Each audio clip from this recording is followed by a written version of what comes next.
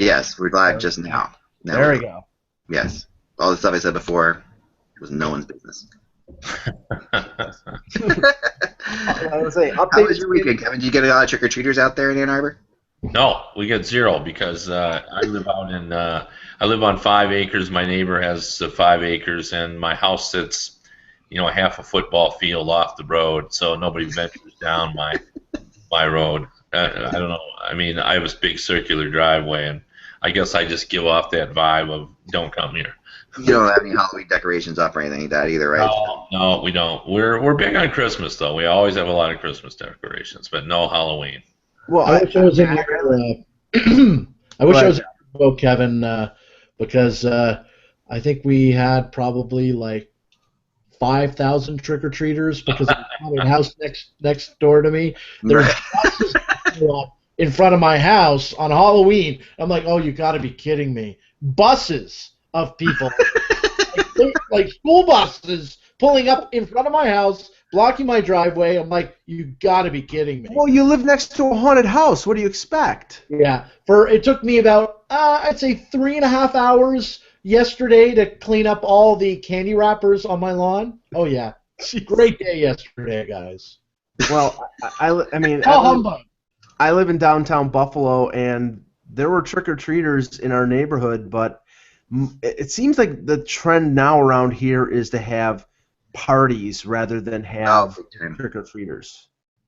People going to individual doors. I think it's like everybody gets together at one person's house and they all give out the candies there. Yeah. I don't know if it's a safety thing or if it's just a convenience thing, but that seems to be the trend nowadays. It's easier to drink at a party. Lounging on my doorstep on Halloween night. Oh, like so funny. Sitting in we have like a bench in front of our house, like on our porch. People are sitting on your porch? What? People are basically sitting on your porch? Yes. At one time, I had about 25 people at least. That wouldn't have worked for me. I would have. opened the door and said, "Yeah, really, guys? Really?" That would not have worked, man. I would have been like, get off my lawn. I'm that kind of person at this point in my life. Let's get started. All right, let's get going here. Oh, I hate Halloween. Monday, November 3rd. Oh, welcome, everyone. Hope you're all enjoying your fun day. And I'm the one who's in pain. Hey, let's get Monday started with a bang. Here we go. October 4th, right? November 4th. November 3rd. Election Eve in the United States. Yeah. I have a picture of my in-laws with Jeb Bush. They just met him like an hour ago. They sent me a picture. Look at us and Jeb Bush. Could be the next president. Somebody yelled at me, Mike, because we were picking on you because of your conservative point of views. I got a big email about this, and I said we pick on Mike for things way worse than that. That was my response. Maybe that wasn't the right response, but I'm a Leaf fan and I live in Buffalo. I mean, let's back down the list here. The fact he might be a Republican means nothing compared to the fact he's a Leafs fan. I literally said that in my email. But anyway, no, it's all good. All right, November 3rd. So Mike, Kevin, Josh, here we go. Hey, Hockey World. It's Monday, November 3rd, 2014. I'm Michael Agello. I'm Kevin Allen of USA Today. I'm Josh Rimmer. And I'm Eklund, and you're watching the Hockeybuzzcast on HockeyBuzz.com, coming to you today from Michigan, Toronto, Buffalo, and lovely suburban eastern Pennsylvania, thereabouts. And yeah, Josh has survived the Halloween haunted house next to him. Now the house next to him is just ugly. No? Thank God there's no more people. Yeah, he picked up, so next time don't leave all the crap on Josh's lawn and he'll be fine. I will be putting gates up next year. Right. So last night we had, I guess we got to start with the strangest story of the day, and there was some good stories from this weekend that I wanted to get into for sure. But the strangest thing last night is, Dwayne Roloson returning to the fray, kind of out of nowhere. And I always wondered why this didn't happen before. A lot of these goalie coaches for teams are, what's that clicking? Let me get that. Sorry. That's somebody having the blog open in their chat room. Yeah. All right. Sorry about that. So I wondered why, you got all these guys out there, and so suddenly, Mike, Dwayne Roloson's in goal as the backup. Yeah, I mean, it was just a conflagration of mistakes or injuries and errors. I mean, Gibson got hurt in the pregame. Jason LaBarbera was called up from the minors because Frederick Anderson was out, and now LaBarbera is put into the game as the starter, and Dwayne Roloson, who's the goaltending coach, has to sit in as the backup. It's not out of the ordinary. If you remember last year with the Sabres when Ryan Miller got traded, there was a video coach for the Sabres who apparently was a goaltender, I think at Clarkson College, and he was forced to be the backup last year when Miller was traded.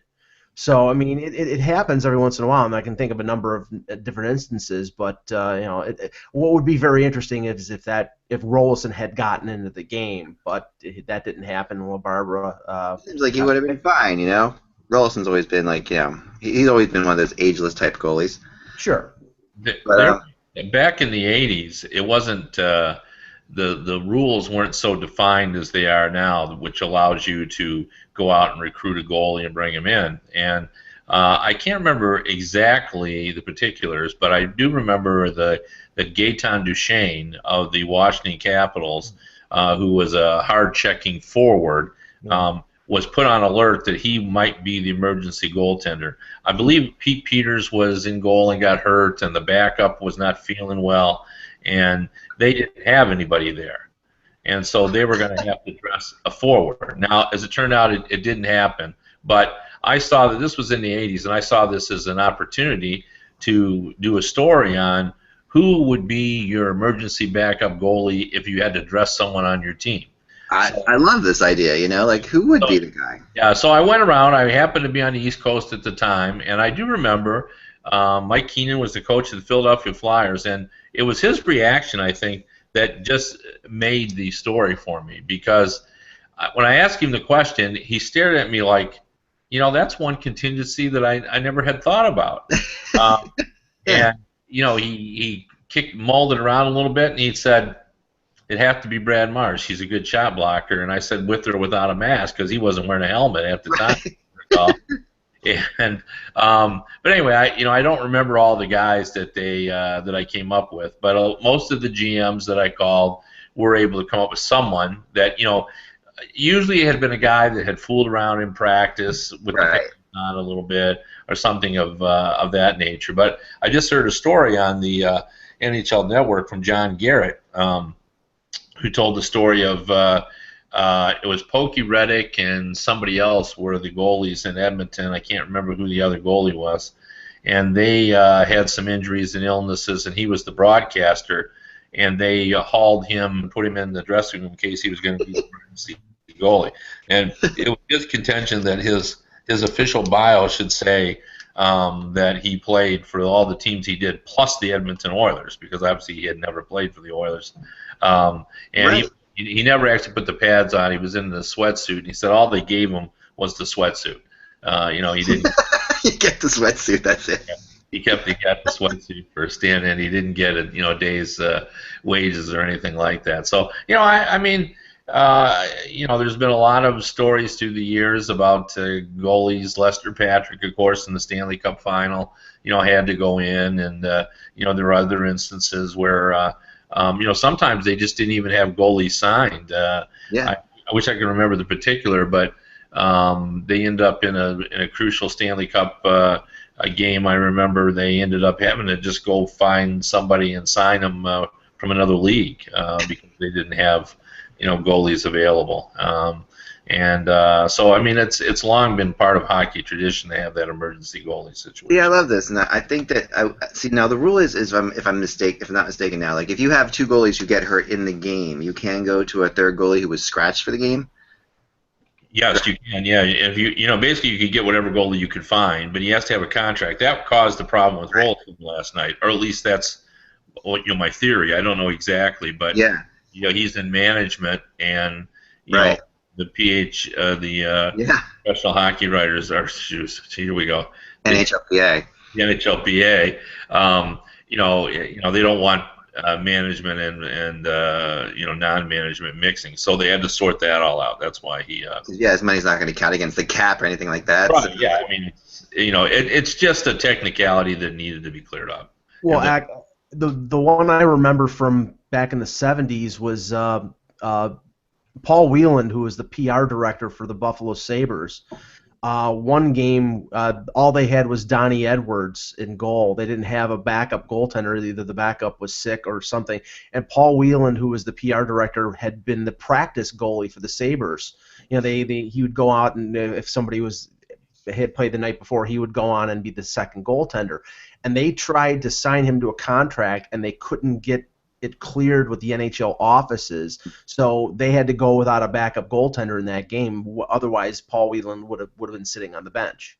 See, I think you should have. I don't think you should be able to go to a third string goalie. I'm going to throw this out there right now. I don't think it should be allowed because I think like having coached a girls soccer team and know what it's like when your goalies go down and you got to throw somebody back in there who's never played goal. That's part of your team. Whoever you got in there should have to play. Like I know the Flyers emergency goalie they've always said was Kimmo Timonen until of course this year. And you would be the guy they would throw in there if they needed to, because there was this instance where we had to ask this question where something came up like this, and I just think I shouldn't be able to bring the guy who's in and scratched, someone who was scratched. You got to bring a defenseman. I mean, this is like a wimpy league when we do stuff like this. This is like goalies not serving their own penalties. We just need to get over the fact I was a goalie and I dealt with this crap. You can do this. Sorry, don't screw with me today. I'm being electrically charged by a tennis machine. But yeah, I just think that this is real. This is really I just think, why not? I mean, why not? It would be very entertaining, and it's incredible that even before that rule changed, that we never really saw. There's not really an instance, right, where a guy put on the pads and played. Not that I can remember. Anybody can remember? Well, I mean, Lester Patrick played. Right, but that's like Lester Patrick. That's like. Yeah, I mean, it was a long time ago, but certainly not in my tenure has anybody. Yeah. See, I think the concern here, Ak, would be, and I know going to another sport, and it's a little bit of a stretch, but in baseball, when like a non-pitcher is being put into a baseball game as a pitcher, Jose Canseco being one example, right, who hurt his arm throwing as a pitcher because he wasn't used to throwing as a pitcher. You risk the injury, having somebody get injured. But listen to yourself, Mike, when you say that. These are professional baseball players. I mean, these are professional athletes. I mean, I am not, a professional athlete, but I think I could probably go out there, and I wouldn't be good at it, but I could throw a baseball without hurting my arm. Well, let's just say goaltenders are a little more limber when it comes to their groin or their legs than position players. I think that's pretty normal. Yeah, I mean, I don't that's think for sure. But in this day and age, though, I mean, no, these guys are really in pretty good shape. I mean, you're not talking about. No, I'm talking. I don't think Nazem Kadri can do the splits like a gymnast, like Jonathan Bernier can. No, I agree with that. But I mean, there are definitely players. And I get the concern, but isn't that? But remember when Canseco goes in there, or when a pitcher gets to play has to be your pinch runner or something like that. We get these great moments in baseball that are awesome. It ruined somebody's career. Chen-Ming Wang was a Yankees pitcher. I think he was a 20-game winner. And in interleague play, he's running the bases in Houston, and cooks his knee. I think he was out for the year. Yeah, right. I know. So that's that. You're talking about valuable commodities. Not that I think a team would put their star player in goal, but you're talking about a player's career, and if he's not used to playing in goal, that's something that can be avoided. I suppose. I don't know. It seems like an athlete. It seems like a really. Sorry to pour cold water on this. I'm sorry. I'm used to it, Mike. But I don't agree that we should. I think we should allow. If there's a goalie there to dress and sign him, I would do that. But saying all that, I mean, I wouldn't worry about a guy going in there. I mean, nobody's going to go in and try to act like a real goalie. He's going to play a stand-up style, and he's going to get down on his knees and try to block whatever he can. I mean, these guys are smart players. I think athletes have can get hurt, and they do get hurt in all different means. Right. You can stop them from living. So tell a guy to get in and get on his knees. I don't think I just don't believe they're going to go in and act like a real goalie. I think they're going to get in there and do the best they can, without putting their body in positions that it's never been in before.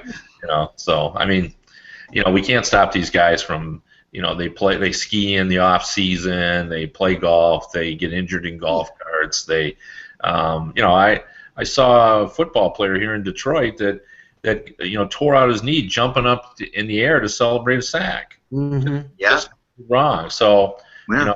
I don't know. I agree, and I don't know. It's just these are athletes, To me, I mean, I'm a musician, right? And I can't really play the drums. But if our drummer was hurt and we were in a show, having been a musician for years and having been around, musical instruments as much as these guys are around the rink, I can't imagine that I couldn't step in and play drums for a couple songs if I had to. Just because, I mean, I'm not, I just think that they play hockey every day of their lives. So literally, I can't imagine that it would be difficult to step in. They're not going to be a professional hockey goalie, but I mean, they could do it for a while. Well, let's get back to hockey. It was just kind of like with me and the goalie thing. I like to see more interesting things happen. So I always want to see something happen like that. And this is part of my dream too, that as well, that one day I'll be snatched from the press box because the Flyers have lost their 3 goalies, and they're like, "Who up here can play goalie? I can," that kind of moment. And then so that's my, Put me in, coach. I'm ready to play. I'm pulling for that moment. So last night, Winnipeg beat Chicago, Buffalo beat Detroit, Calgary beat Montreal, and Carolina beat LA. So what the hell's going on? Any given Sunday, isn't that what the NFL says? It was Sunday. Maybe it is any given. You're right. Sunday. What I found interesting, and I think it's worth talking about from both teams' perspectives, the Winnipeg-Chicago game. Yeah. It's really remarkable what's happened to, both of those teams. One, how do we explain that the Chicago Blackhawks are 25th in the NHL in offensive scoring? Crazy. Bickle has 1 goal, Saad has 1 goal, Hossa has 2 goals, Patrick Kane has 3 goals. I mean, they should be at a much higher pace. They should be in the top 5 teams in scoring, and they're not. And I don't know that there's any explanation for it.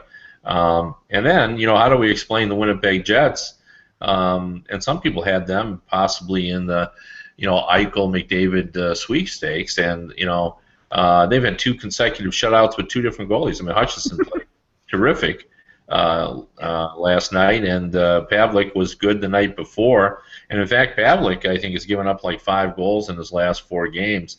And goaltending coming in, I mean, I think most of us would have said if there was one thing you had to worry about the Winnipeg Jets, it's goaltending. So I think Maurice has this team playing, I'm talking about the Jets, playing, pretty confidently. And I think it's finally paying off, and I think there's something amiss in Chicago, and I don't think anybody can put their finger on it. Well, I saw Chicago on Saturday, and in the third period, they buried James Reimer with 26 shots in the third period and could not beat him. And Reimer stood on his head. It wasn't like it was 26 shots from the point. They were a lot of point-blank chances. Patrick Kane had a great chance midway through the third period. They generated a lot of offensive chances. The Leafs were playing second of back-to-back games. The opportunity was there. Toronto had taken the lead early in the third period, and they just turned on the Jets, but they could not beat Reimer. And then they go the next night against Winnipeg, who had played in New York on Saturday, and lose a 1-0 game. I mean, right now, they're looking for different line combinations. I know that, or they're looking to find some sort of formula. I know that they moved Chris Versteeg on the top line with Jonathan Taves and Hossa. They had Kane playing with Brad Richards for a time during the game on Saturday. So, they're just looking for a right combination right now. Yeah, Reimer was saying, I don't know if you heard what Reimer said, but he was really funny. He said, they asked him about one of the shots, and he's like, yeah, I'm just lucky the good Lord made my arms long enough to say that. I'm like, all right, way to go, James.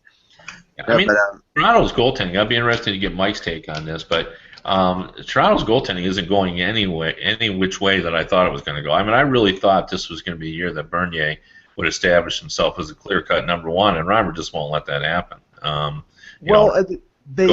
both goaltenders stood up this week. I mean, the Leafs have won 3 in a row. I mean, Bernier had an easy night against Buffalo. He only faced 10 shots, but he played really well in Columbus on Friday. And Reimer stood on his head against the Hawks. I mean, they play 4 games in the next 6 days, and I think what's going to happen is they're probably going to split the games down the middle because they have a back-to-back, and they have 2 games on the not the West Coast, but west of the Mississippi. I mean, right now, I still think that Bernier is considered the 1A and Reimer the 1B. But with the number of shots that these goaltenders are probably going to face, because this team is still not the strongest defensively, they're going to need both of them. I don't think Bernier is going to play 60. I think it'll end up breaking like 50-32 in favor of Bernier. But I still think he's the number 1. Speaking of occurrences that don't happen and it would be interesting to see, I would love to have a coach come in and just use a rotation, just all the way through, just to see what would happen. I mean, no one likes to do it. They all want a number 1. Nobody would ever do it in the playoffs, but I'd love it if somebody would actually do that, just to see what would happen, just because it just doesn't happen very often, obviously. The funniest thing about that, Kevin, is the one time I remember it actually happening, with where a goalie just did it religiously. I mean, where a coach did it religiously and just decided, I'm just going to go back and forth, was Pat Quinn during the Flyers 79-80 35 game unbeaten streak. They went back and forth during a streak where you're like really where you have Phil Meier and Pete Peters. You have Phil Meier, who's been around forever. He's been, and then Pete Peters is in his rookie year. And Peters was obviously looked like the better goalie all the time, and Meier would make some crazy streak, and you're watching this, and they're gonna, oh man, I hope they put Peters in because they're playing this good team next. And it was not. It was always boom, boom, boom, back and forth, and it worked. It worked. It's you never would have done it, but it worked. I agree. Well, I mean, maybe we're right. Maybe we put so much into this sometimes, I know in Buffalo, when Bowman got here in the early 80s, he split it almost right down the middle, Edwards and Sauve, almost every other night or every other game. So there was no number 1, because I'm sure he was probably used to having Ken Dryden in Montreal and didn't think that either one of them qualified as a true number 1 goaltender. They were both good goaltenders, but I mean, I think eventually Bernier is going to be the number 1 guy. But they know that they have to keep Reimer playing to increase his value, because I think eventually there is going to be some sort of move, and Reimer will probably be the one to go. Because Bernier's contract is up at the end of this year. He's an RFA. They're probably going to end up paying him big money, probably around $5.5 million. And I don't think you can have a backup in the $2.5 million range. You're probably going to have to create some room. So I think Reimer, they're going to increase his value, and then eventually he'll be traded someplace else. Oh yeah, I agree. It sounds like your Columbus Blue Jackets, Josh, are going to get a couple guys back. Looking at this, I heard it. So it's Jenner and Calvert maybe on Tuesday against Carolina. I know. Jenner looks like for sure. Calvert's a possibility. It's been a rough go in Columbus here the last few weeks with all these injuries that have happened. So yeah, I mean, hopefully now they can get some warm bodies back to put back in the lineup and be able to help out, because Springfield's been called upon many times here the last couple weeks. Oh yeah, no, it's been crazy. I mean, they've done okay. I mean, they've obviously struggled, but yeah, I mean, who's not going to struggle with that many players out of the lineup? And the fact is they're still in this thing. They face Carolina twice this week. That's a biggie because Carolina's been hot though last couple games. Yeah, it's strange how Carolina got hot as soon as they decided to bench Alex Semin. Yeah, I wanted to talk about that next. Actually, that was my nice transition, Mike. So yes, Carolina has benched Alexander Semin, their highest paid healthy player. At least behind Eric Stahl, I guess, who is healthy again. But yeah, this is a good one, Kev. I mean, you bench a player like this and the team rallies. Kevin, what do you think about that? I guess we lost Kevin temporarily. Kevin has nothing to say. He's frozen out on us. Think about it for a while. Let us know when you're ready, Kevin. But Mike, yeah, to me, I mean, this is like, Well, I think Bill Peters sort of had to make a statement. I mean, Alex Semin has not been scoring. He was dependent on a lot when Stahl was out. When Jordan Stahl continues to be out. Jeff Skinner started the season injured with a concussion, came back.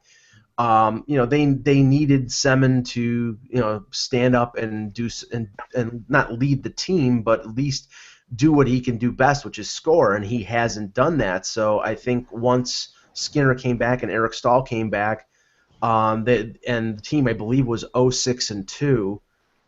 They decided they had to shake up something, so they bench him and they win 2 games in a row. And now I know that he's playing, he's practicing with Stahl and I think Yuri Toulousty in practice today, and he may get back in the lineup. But if I was Bill Peters, I wouldn't mess with a winning combination. I would keep going without him until they lose. But he's a $7 million player, so I don't think they really can do that. Well, what are your thoughts, Kevin, on this? This is a crazy situation. Well, there's a phrase that's often used that I always I cringe when I hear, and that is addition by subtraction.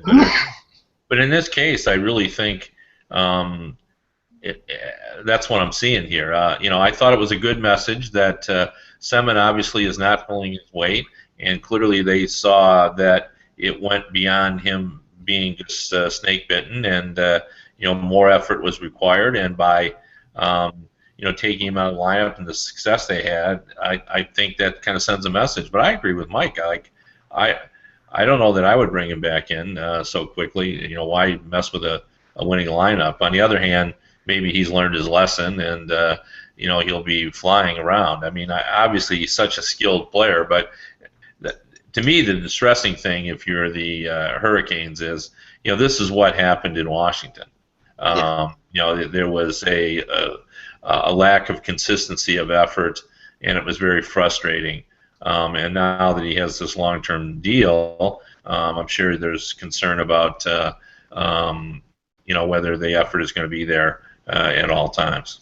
I mean, it had to be sending red flags to every team in the NHL that a guy with his talent, with his scoring ability, is continually signed to one-year deals. I mean, I don't know what Jim Rutherford was thinking when he signed this deal. Maybe it was the fact that he got somebody with a lot of talent to come to Carolina, which it's a budget team, not exactly a magnet for free agents. But that deal is going to be an albatross around their neck. And one commentator said over the weekend that could be the most untradeable contract in the NHL, and I agree. Well, I think that exactly what you said is why he made the deal. Carolina and there were other teams like that can't acquire through free agency premium players, not talented players, and there was a chance to get one, and you hope that. And let's not forget, he had already played a season there, and Eric Stahl liked him. He liked Carolina. There was less pressure. There was a lot of talk about how well he was playing there. So even then, I thought the money was too high, but. Even if you liked how they would have gone. But, when you're Carolina, that's what you got to do to attract players. I mean, we've talked about it before. Eric Stahl is making over $9 million this season in real cash, and the cap hit that's $1 million less than that. And that's, more money than Sidney Crosby is making because you got to pay a premium. So, anyway, Semin is obviously an incredibly skilled player, but for him to have no goals in 8 games, especially with the team playing as poorly, you got to send a message, and they did. You got to applaud that. I agree, and it is interesting when the team reacts this way. When you see the team and suddenly they turn around, they're like, okay, they play better, they win 2 games, they beat a good LA Kings team. That is struggling right now for sure, but still to do that, man, that was impressive, and you wonder. We don't know about the locker room is the crazy thing. Like, you really wish you were inside the locker room and could tell what exactly happens. Are they all like, oh man, thank God he's not here, and they're really feeling up about it, and they play, because we've all been in rooms like that where you've had guys, you just, when they're not there, it lifts, the whole spirit lifts up of the team. I don't, you just wonder. I really wish I knew more about like the actual goings on. But speaking of Washington and floundering, Barry Trotz as well went off on the Caps. And this is something I don't remember the entire time he was in Nashville, him going off like this, Kev. This is a good one. I couldn't agree more. I mean, I think I was flabbergasted when I watched it this morning on NHL Network because, he never throws his team under the bus.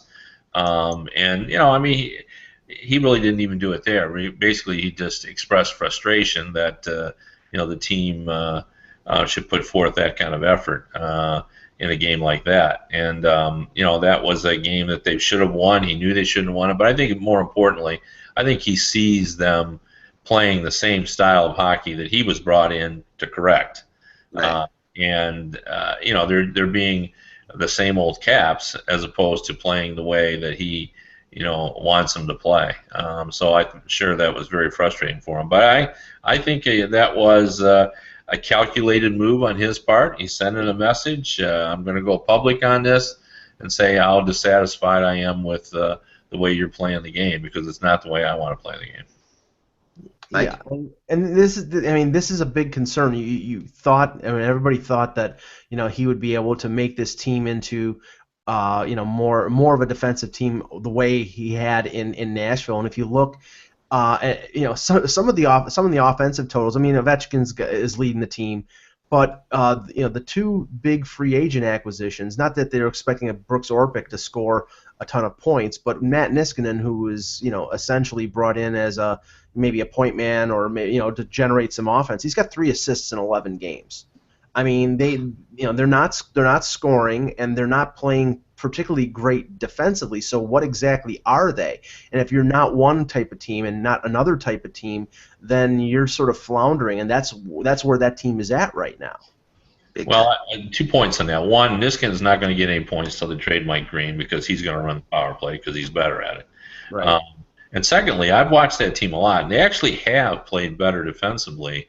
But in the games when they've been bad, they've been horrendous. I mean, that's where he's not been able to make his mark is the in any level of consistency. I've watched them play games where I thought, okay, this is a much tighter team than it was before. And then like what happened last night, it has happened too frequently, and I think that's why you had the boil over. No, for sure, and it's a I'm happy to see it, but I think what you're seeing is you're also seeing Trotz in a situation where he's got to this is a situation they have to accelerate. He can't go at the speed he went in Nashville and necessarily make change. That's kind of what it felt like to me. He's him realizing I've got to make this. There's too much wrong here. I've got to fix it quickly. I can't. I mean, Eck, it was a blatant shot across the bow to some of the players when he basically said, if you don't start playing the way I want you to play, you may not be here. It's like, I mean, when a coach comes out and says that, 10 games into his tenure with a team, then that there's, I think, some problems there that need to be addressed. So it's either going to be addressed internally or it's going to be addressed by them being sent someplace else. Here's a point that probably should be made too. And it's one I really hadn't even given any thought to till today, and that is, when Barry Trotz was in Nashville, I mean, he was known certainly as a defensive coach, but he never really had great offensive players. Right. So it was almost like he was preaching to the converted.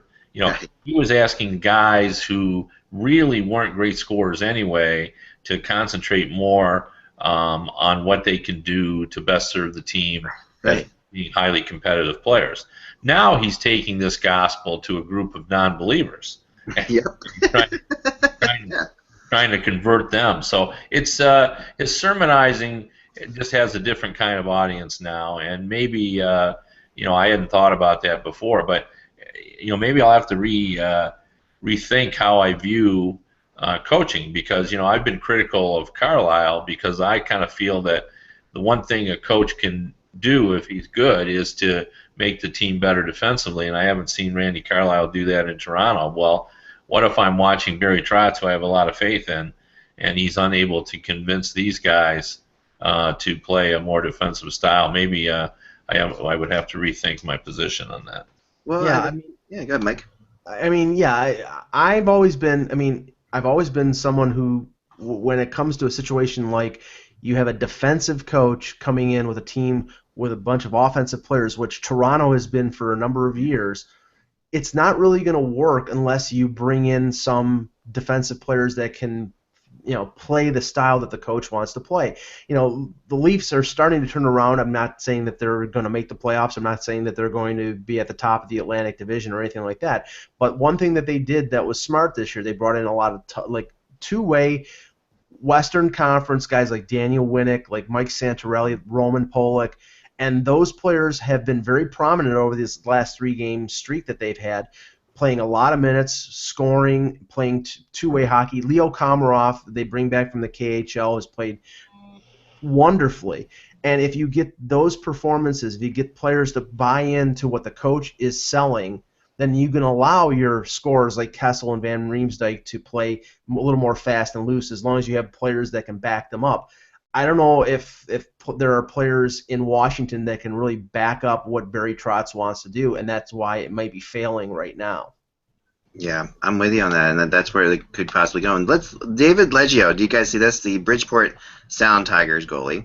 This is a great moment last night. You guys see this? This was Leggio is he's in the goal that he's defending, so he realizes his team's about to give up a 2-on-0 breakaway here. So what he does is he just pushes the net off the goal. he just shoves the net behind him, pushes it off, and points to center ice, saying, "Okay, I'll take the penalty shot instead." So he got the 1-on-0 instead of the 2-on-0 because that's the rule. The rule is you get a penalty shot. So he decided that that was it. So as you can see again, he just the guys. What? I didn't do anything. Guys come in, he's like, "That's it. I'm done." And push the net over, not just off, but over.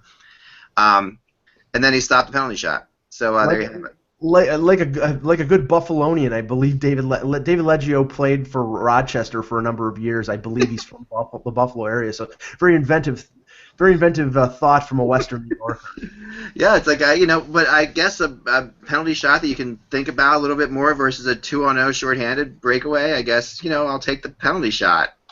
He's improving his odds. I mean, the odds are with a goalie on a penalty shot, as we all know. So yeah, it made perfect sense. We've never seen it before, and I wonder why. He gets an A for inventive thinking. Yeah. So how about the Florida Panthers? I got to see them this weekend. The Florida Panthers, by the way, are second in the NHL in goals against this year. I don't know if anybody realizes that. That's pretty impressive. I mean, they're last in goals scored, but they are second in goals against. And they looked pretty good. And so this, I got to see them Saturday night in the replay. And they after the Flyers, we talked about facing the incredible schedule they faced in October. And then November starts off with the Florida Panthers. They got a chance to finally play a team to make the playoffs, and they lose to them 2-1, which is typical for teams, in general. But and in the goal, Ekblad gets his first goal. And what was interesting about this whole thing is that Ekblad gets this goal, and it's treated as if it's because of this goal we're not going to send him back. Like he's managed. We had to make our decision right now, but because he has scored this goal, I mean, they were saying before the game he wasn't. Dale Callan announced last week that he wasn't going back. So. Yeah, but the way they were, and maybe I missed the parts of the press conference that I saw were just very okay. So I'll take that back, but. It seemed like, I know that NHL teams make their decisions hastily, but that seemed like one of these things that was a little more hasty than others. But so far, Kevin, this defense is not doing too bad. Well, no, and, I liked he took criticism for the Willie Mitchell move, but I liked that move.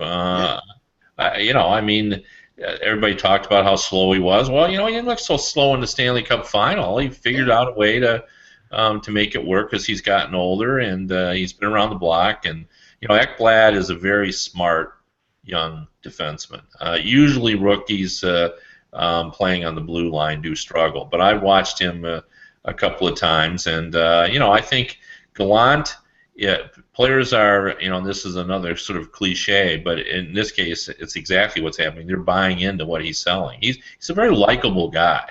Gallant is, and I think he walks that line pretty well between commanding respect and getting players to perform and making them accountable, and also sort of making it enjoyable for them to play. I think he keeps the dressing room loose, but players on their toes. And I think they're a long way from being competitive, but I think they're headed in the right direction for sure. I mean, their goal scoring is a mess, though.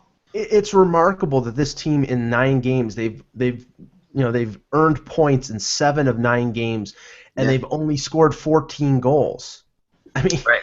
they've only scored 14 goals. They've given up 18, and they're 4-2-3. I mean, that's remarkable. I mean, I think guys like Huberdeau and Barkov will begin to start scoring as the season goes on. I mean, one thing they're big free agent signing, and not that I expect Dave Bolland to score 30 goals, but Dave Bolland, who they signed for $5.5 million, he's played 4 games and he's out injured again. So I mean, a guy that they made a heavy investment in, he's not available right now. So, I mean, I give Gallant a lot of credit. Luongo is playing great. I predict this team as one of my overs, so I'm pretty confident in that prediction right now. You guys see the Hockey News is giving Luongo the editorial of the entire next issue. Luongo gets to pick every story and gets to go to every the next issue of the Hockey News. I mean, that's just a thought. Just throwing that out there.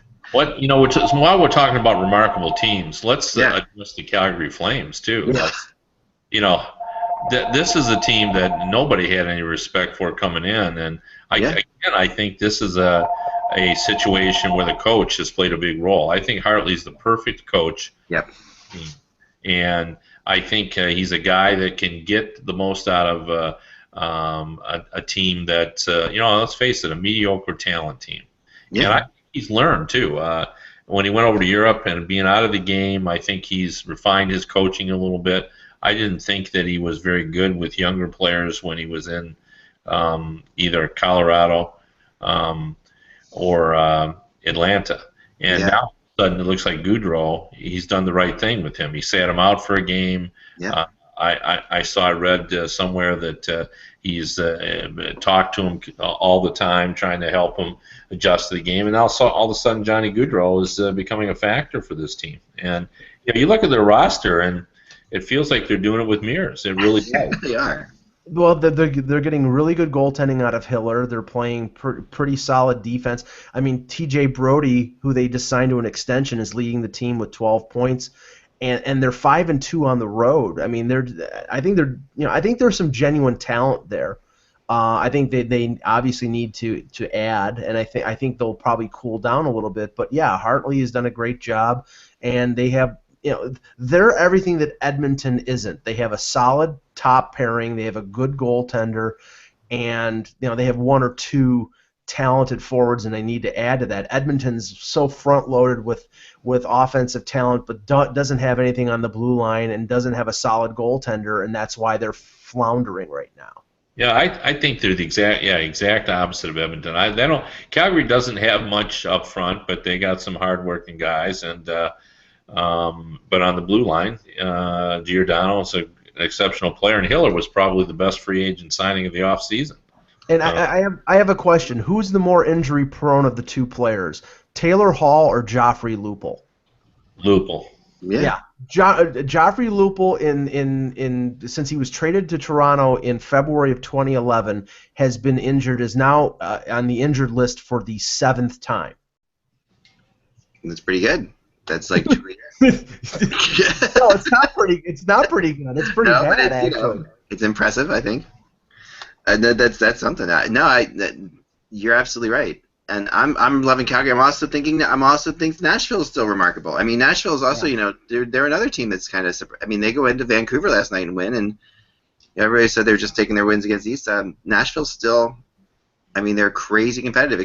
Especially when they get with Rennie in goal. I mean, they can't play them every single game, but if they could, I mean that makes a huge difference for them, and it's obvious right there. But well, as long as they're getting the scoring from Philip Forsberg that they've been getting lately, and they get some secondary scoring from guys like Ribeiro and Derek Roy. If they get that, and Rene is Rene, they do have a chance to be a wild card team in the Western Conference.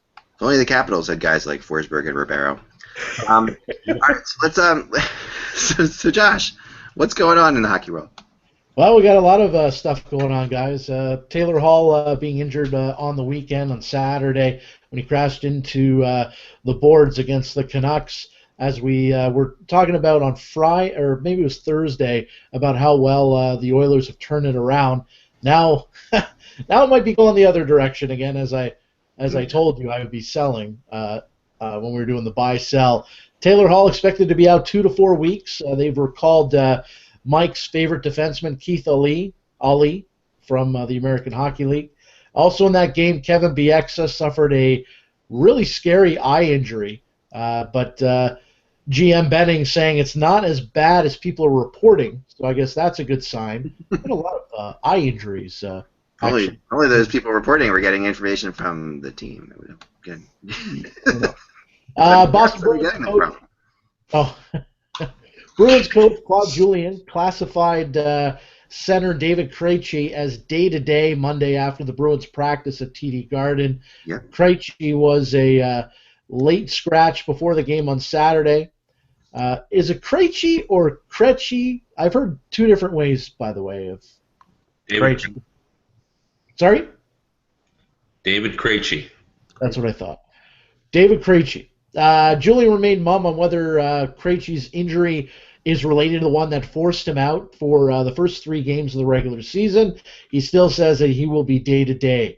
Daniel Alfredsson, a little bit of an update on him. Mike Babcock, well, not really an update, says there's no timetable on Daniel Alfredsson. Says that Ken Holland is handling that file. Also, Andrew Ferentz. Sorry, that's too funny to me. He's got that. Just pass the buck. Talk to Ken. Ken knows all about. I don't know. There. Andrew Ferentz will miss Boston's homecoming as he's been suspended for 3 games. That happened earlier today. And another thing that we talked about, if you remember, we had gone, I think, 3 weeks without a suspension, and we talked about that. And now there's been 6 in the last week. Yeah, since the very moment Bill Daly went on and said how the league is really working well and how no one is getting suspended, that literally the next day, 3 players. Players respecting each other too. I wonder how many gift cards Andrew Ferentz got from other NHL players after he hit Zach Kassian. And my funny tidbit for the day, as you guys are well aware, the owner of the Washington Capitals, Ted Leonsis, likes to kind of do a blog called Ted's Take. Well, today's Ted's Take, say that 20 times fast, says, I missed a lot last night by being at the Caps game instead. Watched from Homeland by being at the Caps game last night. Click here to read the synopsis. So he doesn't even talk about the Caps game. He talks about Homeland and says that he missed Homeland to go to the Caps game. It sucks to own a team. Have to go to a game. So I guess without him saying anything about the Caps game means that he's not happy about it, and he doesn't even want to give Ted Ted's an wants intense to focus on Homeland. I have talked to Ted. I've interviewed Ted. Ted's an intense guy, and he's definitely, that's a statement in and of itself, put it that way. The way he says that, he doesn't say anything by accident. He's saying that in a very specific way, like my team is inconsequential right now, and he's not liking it. That's where I see that's coming from. Talk about him missing Homeland and what happened on the show, which he missed. Yeah, exactly. No, that's good stuff. I guess finally the last thing I'll throw out there is the Canadiens are the second in the NHL right now, behind in points wise behind the Anaheim Ducks at 7-3-1. So I owe them an apology because they're doing a lot better than I thought they would do. But they're also -4 in goal differential, which is like one of these crazy things that just I don't understand. I just don't understand. Kevin, what do you think about this kind of stuff? Well, I mean, it's the sign of an opportunistic team. I mean, I think goal differential is a very important stat, and they've found ways to win. But I agree with you. I mean, I've said all along that you've got to take note of that. That that's when bubble bursts, when your team gives up too many goals. Right, and eventually those things too. They also are good signs of teams, getting hot starts. But you can still look at, they were really hot at the beginning of the year, but they still were getting outscored. And then later, we've seen this before. Montreal is a hot start team, but sometimes they start hot enough to make the playoffs, because in the NHL you can do that. If you start hot enough, you can still make the playoffs. Well, certain teams have had good Octobers and then fall and collapse down the stretch, right, Josh? Like last year. I mean that can happen. I still stick to my my prediction that I think Montreal is a playoff team. I just don't think that they're they're going to win that division. I still think Tampa. I mean, the way they're playing right now, and they're tied with the Canadiens. They're going to either end up winning that division or finishing second behind the Bruins. But the Bruins have to recover from all these injuries and all the problems that they're having right now. But Exactly. I'm still not sold on the Canadiens. So only one game tonight, guys. So what you do us a favor. I've been collecting some letters, and I thought tomorrow would be a fun day to do a little bit of a viewer mail show for us. We've got lots of emails and texts and not texts, emails and emails and tweets. Just so you can email me at Eklund@hockeybuzz.com and just put podcast in the title, and if you have a question, we got some good ones for tomorrow. So I thought we would do a little bit of a Q&A tomorrow, and there are some good ones for all of us. So. I look forward to that, and we look forward to that. So thanks so much for watching the show, guys. Hope you had a good weekend, and remember, without the buzz, it is just hockey. Talk to you soon. Don't eat all your candy right at once. Remember that. So.